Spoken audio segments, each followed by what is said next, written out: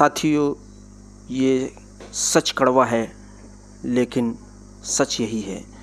570 ईस्वी में पैगंबर हज़रत मोहम्मद साहब का जन्म और उनके द्वारा मुस्लिम धर्म की स्थापना और पूरे विश्व के नक्शे पर छा जाना, यानी कि गुप्त वंश शासन के बाद और 950 ईस्वी में पाल वंश के शास्त्रीय भारत का निर्माण करने के उपरांत जो विक्रमशिला विश्वविद्यालय की स्थापना की और उस विश्वविद्यालय से शिक्षित वर्ग पैदा होना और उसी शिक्षित वर्ग जो कि केवल मात्र ब्राह्मण वर्ग था के कारण ब्राह्मणवादी व्यवस्था और उस व्यवस्था के दूसरा पहलू तैयार किया उन्होंने राजपुत्र, एक जाति के रूप में, जिनको पहले राजा के पुत्र कहा जाता था। यह राजपूत राजा की उत्पत्ति होना और उसके मात्र 300 से 400 वर्षों के अंदर हर राजपूत राजा ब्राह्मणों का गुलाम बनकर रह गया, क्योंकि सेना या सेनापति के रूप में राजपूत लड़ते थे और जीतने के बाद जो राज्यारोहण की परंपरा थी, राज्य अभिषेक की जो परंपरा होती थी, वो राज तिलक का जो एक कार्यक्रम होता था वो ब्राह्मणों के द्वारा या पुरोहितों के द्वारा ही किया जाता था। तो इसका मतलब ब्राह्मण जब तक राज तिलक नहीं करेगा तो वो राजपूत राजा बनने का जो श्रेय है वो नहीं ले सकता। तो ये परिवर्तन ब्राह्मणों की गुलाम बनाने वाली प्रक्रिया को दर्शाता है, जो आज भी ब्राह्मण समाज की विचारधारा में स्पष्ट परिलक्षित होता है। दोस्तों, ये कड़वा सच है लेकिन ये सही है। भारत में मुस्लिम साम्राज्य की स्थापना के अगले दौर में जो भारतीय राजपूत राजा थे, अजमेर का चौहान वंश था, 12वीं सदी, इनका क्षेत्र था राजस्थान और पंजाब।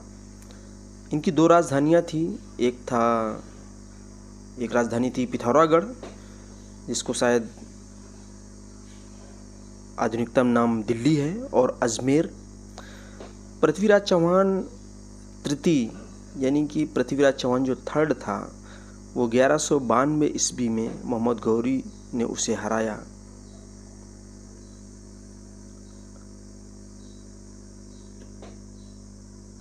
और प्रकार जो 1192 ईस्वी में मोहम्मद गौरी से पृथ्वीराज चौहान तृतीय हारे तो दिल्ली सल्तनत की और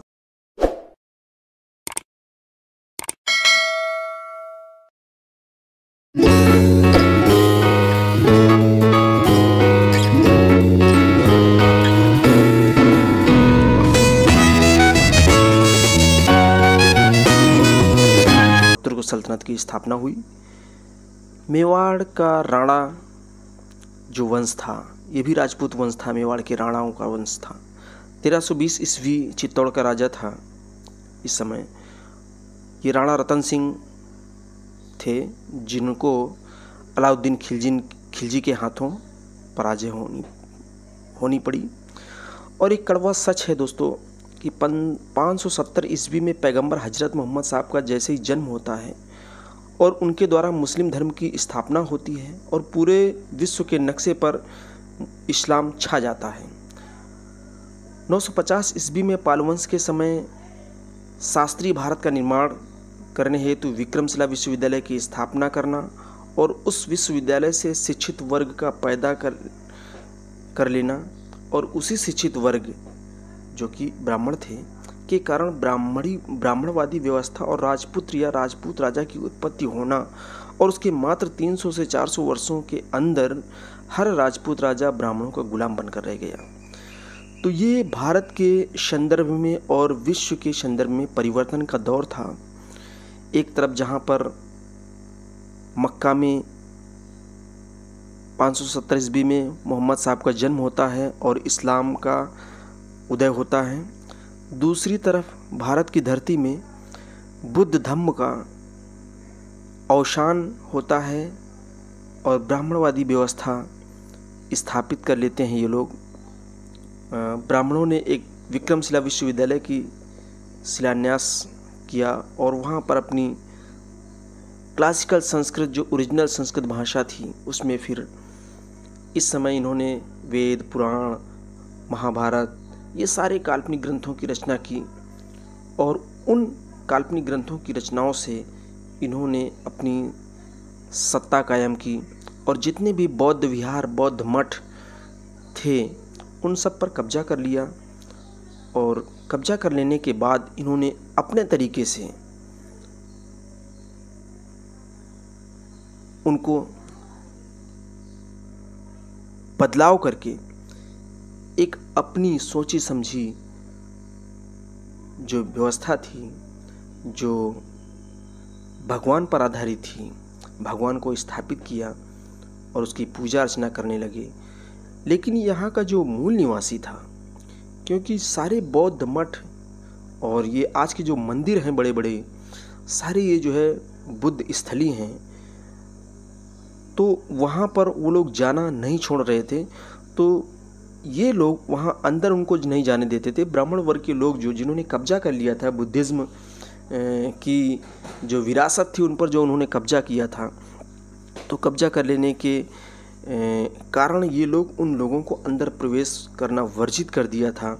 यही कारण है दोस्तों कि यहाँ का जो मूल निवासी है आज भी अगर वो मंदिर में दर्शन करने जाता है तो उसको कई कारणों से जो कई विचार आरोपित किए गए कि अछूत हैं और शूद्र हैं, इन सारे जो आरोप लगाए गए सारे, ये उसका कारण ही यही था कि ये लोग अपनी पुरानी कल्चर को समझ ना सकें, बुद्ध की विचारधारा को और बुद्ध पर जो बलात् कब्जा किया उन्होंने विरासत पर, बुद्धिज़्म पर, तो उसको जान ना सकें, इसलिए इन्होंने वहाँ पर सीधे प्रतिबंध लगा दिया।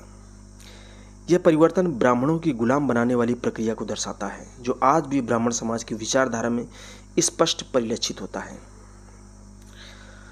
दोस्तों, भारत के संदर्भ में हम बात करते हैं महमूद गजनवी, और विश्व के संदर्भ में भी महमूद गजनवी का बहुत ही महत्वपूर्ण स्थान है।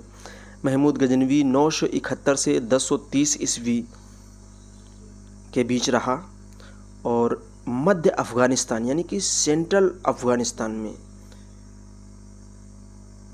एक केंद्रित गजनवी वंश का एक महत्वपूर्ण शासक था।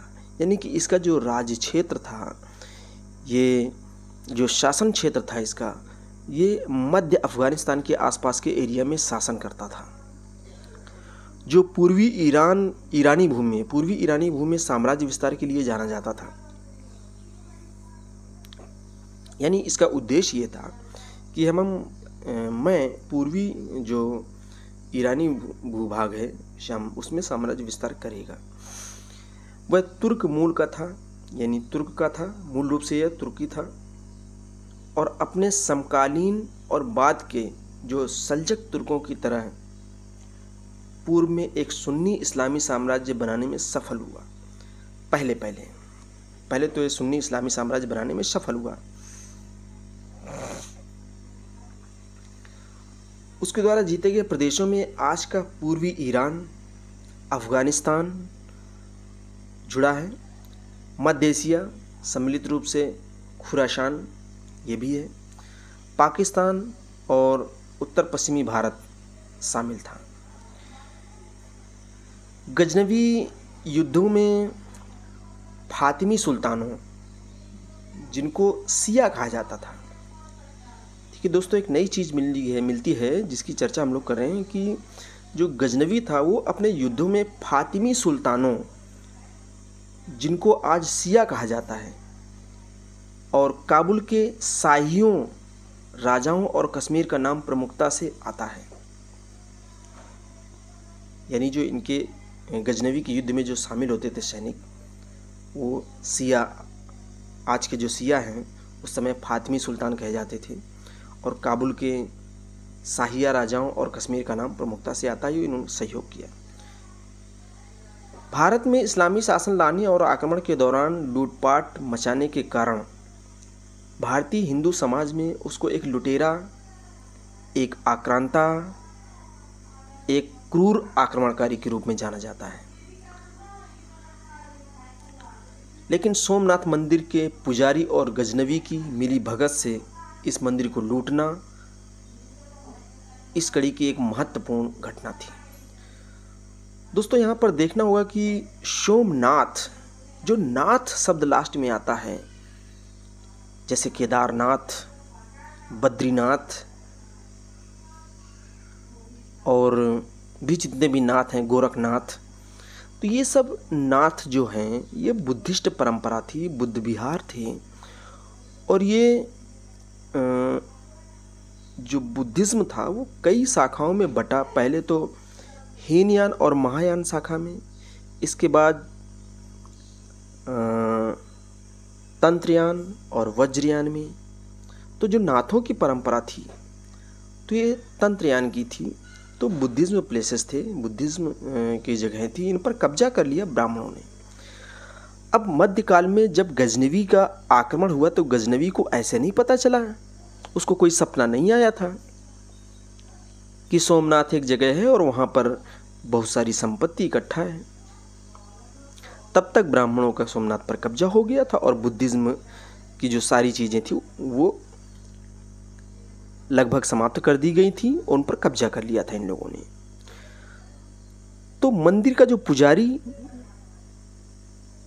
और गजनवी की मिली भगत, यानी कोई मंदिर का पुजारी ब्राह्मण रहा होगा जिसको अन्य लोगों से बैर भाव रहा होगा और उसने गजनवी को मंदिर में आक्रमण करने के लिए और अकूत धन संपत्ति होने की बात कही। और इस प्रकार गजनवी ने 1024 ईस्वी इस कड़ी की महत्वपूर्ण घटना को अंजाम दिया। वैसे तो महमूद गजनवी, जिसको लोग कभी कभी कन्फ्यूजन में मोहम्मद गौरी भी समझ लेते हैं, दोनों में बहुत अंतर है। महमूद गजनवी ने सिर्फ भारत में आक्रमण इसलिए किया कि यहाँ की धन संपत्ति लूटकर वो मध्य एशिया में अपने साम्राज्य का विस्तार कर सके। इसके विपरीत मोहम्मद गौरी जो था वो उसके बाद का था और उसने यहाँ पर शासन सत्ता स्थापित की। तो अंतर है दोनों में। गजनवी ने पहले आक्रमण किया और बराबर 17 बार आक्रमण किया और सिर्फ उसने धन संपत्ति लूटी। इसके बाद गौरी का समय आता है। मोहम्मद गौरी ये गौर का था। शहाबुद्दीन मोहम्मद गौरी ये 12वीं शताब्दी का अफगानी सेनापति था। ये अफगान में जो शासक था, राजा था, उसका सेनापति था और बाद में 1202 ईस्वी में गौर साम्राज्य का शासक बना। 1202 ईस्वी में ये गौर साम्राज्य का शासक बन जाता है। इसने भारत पर 7 बार आक्रमण किया। इसके दूसरी तरफ महमूद गजनवी ने 17 बार आक्रमण किया, लेकिन मोहम्मद गौरी ने भारत में 7 बार आक्रमण किया।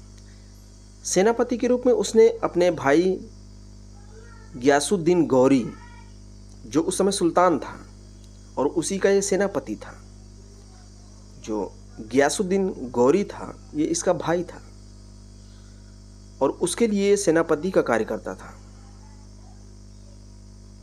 उसी के लिए भारतीय उपमहाद्वीप पर गौरी साम्राज्य का बहुत विस्तार किया और उसका पहला आक्रमण, जो मोहम्मद गौरी का जो पहला अटैक हुआ भारत पर, वो मुल्तान पर हुआ 1175 ईस्वी में।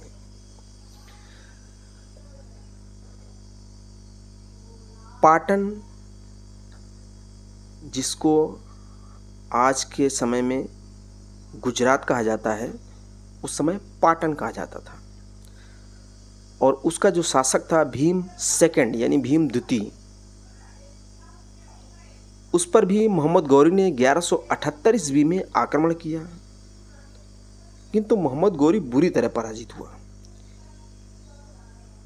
दूसरा अटैक जो मोहम्मद गौरी ने पाटन पर यानी गुजरात पर किया, पहला 1175 ईस्वी में किया मुल्तान पर, जिसमें वो जीता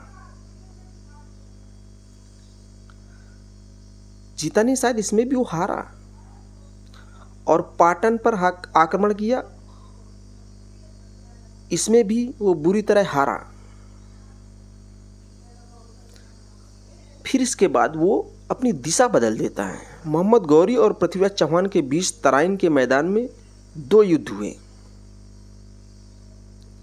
एक 1191 ईस्वी में। इस युद्ध में जो 1191 ईस्वी में तराइन का जो युद्ध हुआ, इसमें पृथ्वीराज चौहान की विजय हुई। चौहान वंश का जो पृथ्वीराज चौहान तृतीय था वो जीत गया और उसने खूब जश्न मनाया। मोहम्मद गौरी को भागकर अपनी जान बचानी पड़ी।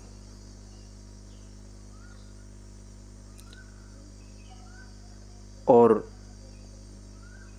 इस विजय के उपलक्ष्य में पृथ्वीराज चौहान तृतीय मशगूल हो गया। किंतु अगले ही वर्ष 1192 ईस्वी में गौरी ने अपनी अच्छी तैयारी के साथ पृथ्वीराज चौहान को तराइन के दूसरे युद्ध में बुरी तरह पराजित किया, बंदी बना ले गया और उसकी हत्या की। लेकिन इसमें गढ़वाल वंश का जो राजा था जयचंद, उसने मोहम्मद गौरी का साथ दिया। जैसा कि उस समय था कि पूरे भारत में जो राजपूत राजा थे और भी राजा थे, आपस में अपने साम्राज्य विस्तार के लिए कूटनीति करते रहते थे, लड़ते रहते थे और विभिन्न प्रकार की जालसाजियां करते थे। उन्हीं जालसाजियों में जयचंद भी था। जयचंद और पृथ्वीराज चौहान तृतीय के बीच कुछ अनबन थी,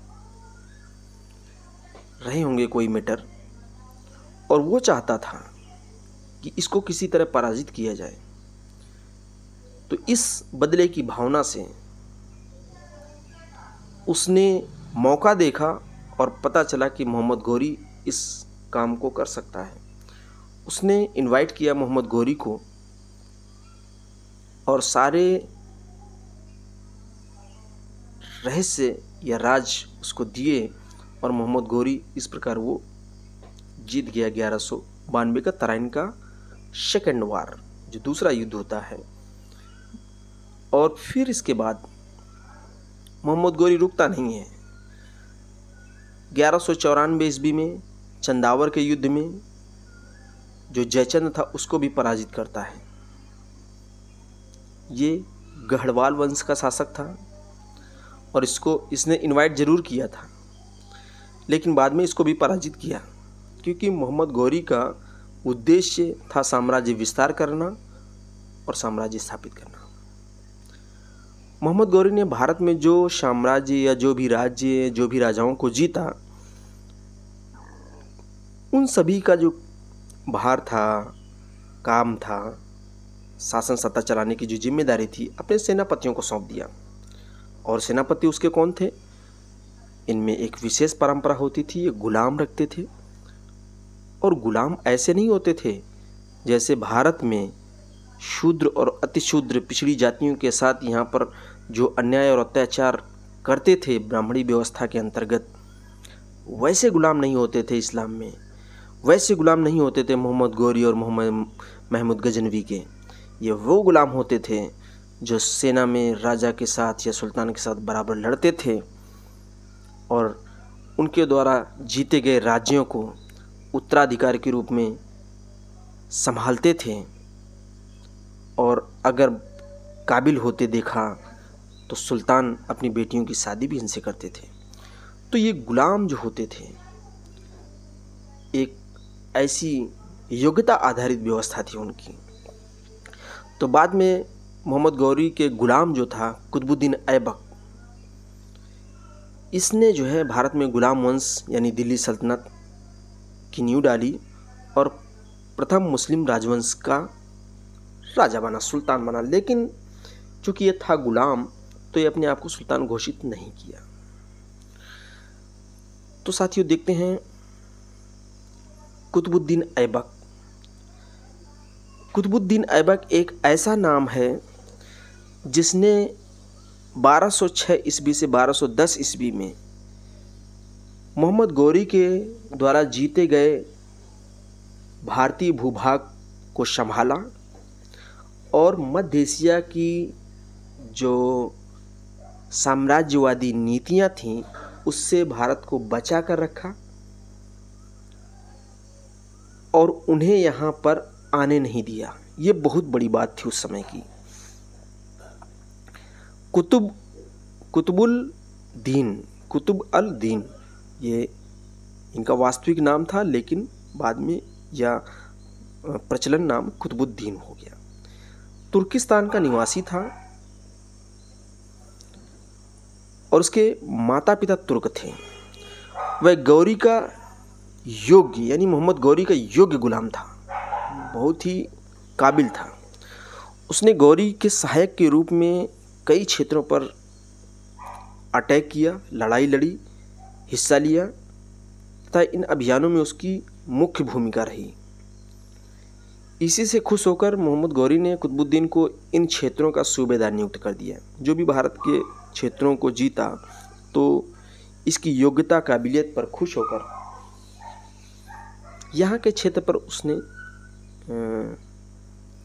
शासन करने के लिए छोड़ दिया। मोहम्मद गौरी ने जो राजपूताना पर विजय के बाद राजपूतों की सत्ता को कुतुबुद्दीन को सौंपा था, तो कुतुबुद्दीन ने सर्वप्रथम 1192 में अजमेर और मेरठ में विद्रोहों का दमन किया। देखिए नई नई सत्ता स्थापित हुई थी, नए नए जीते गए थे राज्य क्षेत्र, तो विद्रोह होना स्वाभाविक था। लेकिन कुतुबुद्दीन ने जैसे संभाला तो अजमेर के विद्रोह को, जो 1192 में ही हुआ था, तराइन का युद्ध खत्म होने के कुछ समय बाद ही विद्रोह हो गया, तो उसको भी दबाया। और मेरठ में विद्रोह हुआ तो उसको भी दबाया, उसका भी दमन किया। और दिल्ली के पास जो इंद्रप्रस्थ था वहाँ पर अपना केंद्र बनाकर उसने भारत पर विजय की नीति अपनाई। यानी दिल्ली के आसपास का जो क्षेत्र था, आज जो दिल्ली है उसके पास एक जगह थी, इंद्रप्रस्थ के नाम से जानी जाती थी। उस जगह जो है अपना उसने एक तरह से राजधानी या सेंटर बनाया, सेंटर ऑफ पावर, और वहाँ पर जो है विजय नीति अपनाई और वहाँ से अपना साम्राज्य विस्तार और शासन सत्ता देखने लगा। भारत पर इससे पहले किसी भी मुस्लिम शासक का प्रभुत्व तथा शासन इतना नहीं टिका। सन 1194 में अजमेर पर उसने दूसरे विद्रोह को दबाया। दूसरा विद्रोह हुआ, पहले तो 92 में ही हुआ था, इसके बाद दूसरा 94 में हो गया, उसको भी दबाया और कन्नौज के शासक जयचंद के साथ चंदावर के युद्ध में अपने स्वामी का साथ दिया। इस चंदावर का युद्ध हुआ था, उसमें भी जयचंद के खिलाफ और मोहम्मद गौरी के साथ कुतुबुद्दीन ऐबक लड़ा था। 1195 ईस्वी में उसने कोइल, जो आज अलीगढ़ के नाम से जाना जाता है, उसको पहले कोइल के नाम से जाना जाता था, तो 1195 ईस्वी में कोइल या अलीगढ़ को जीत लिया। फिर 1197 में उसने भीमदेव की राजधानी अनहिलवाड़ को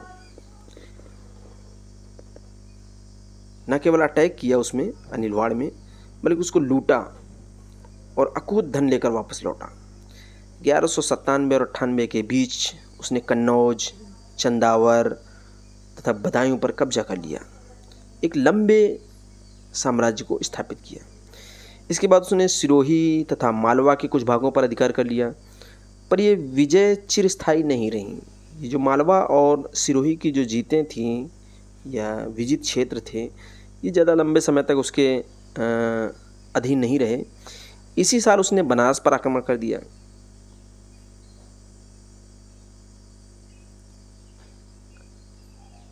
और बनारस पर आक्रमण करके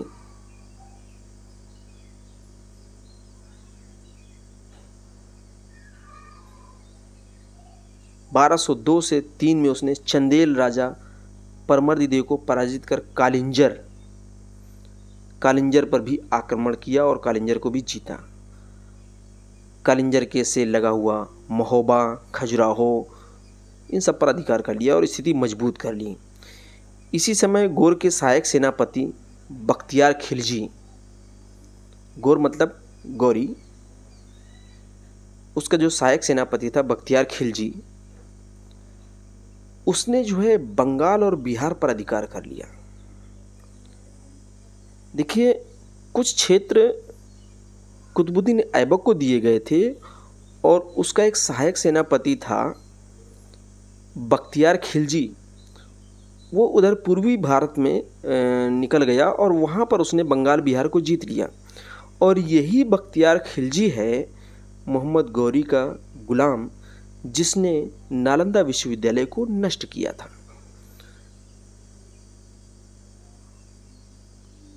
तो ये गुलाम था मोहम्मद गौरी का, और इसने यहाँ भारत में रहकर अपने साम्राज्य का विस्तार किया और बंगाल बिहार को जीता। बिहार में नालंदा विश्वविद्यालय था, प्रसिद्ध नालंदा विश्वविद्यालय था।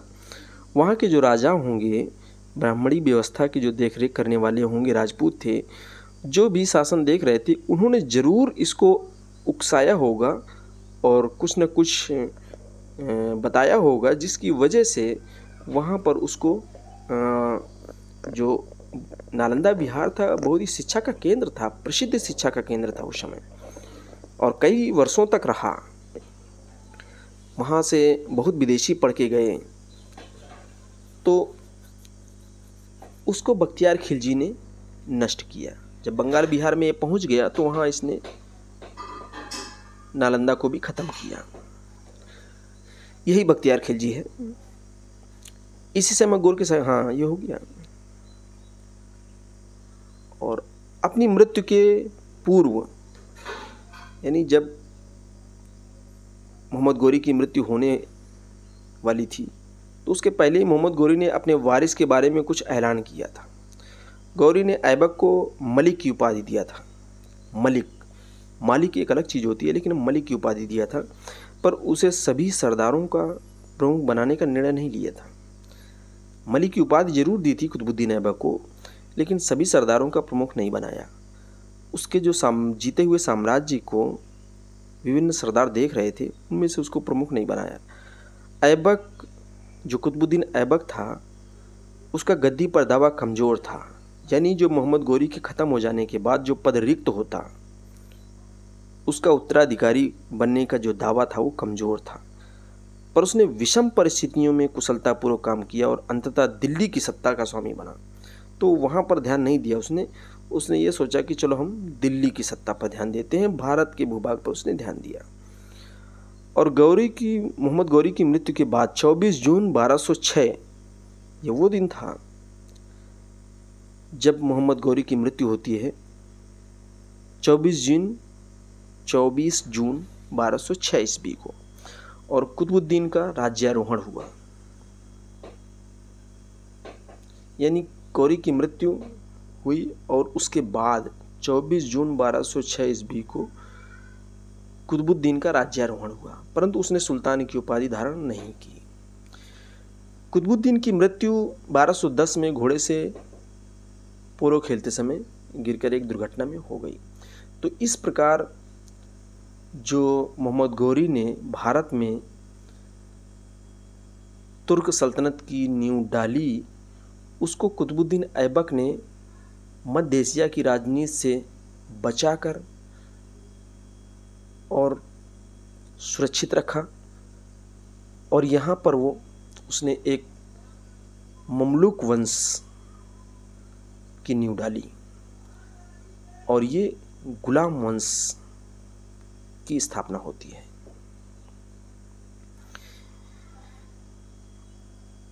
दोस्तों, कुतुबुद्दीन ऐबक के बाद उसके उत्तराधिकारी होते हैं, इल्तुतमिश होता है, रजिया होती है, आराम शाह होते हैं, ये सब आते हैं। फिर इसके बाद भारत में एक शक्तिशाली साम्राज्य या वंश की स्थापना होती है, वो होता है खिलजी वंश। खिलजी वंश की स्थापना 1296 ईस्वी में होती है और 1320 ईस्वी तक खिलजी वंश का कार्यकाल रहता है।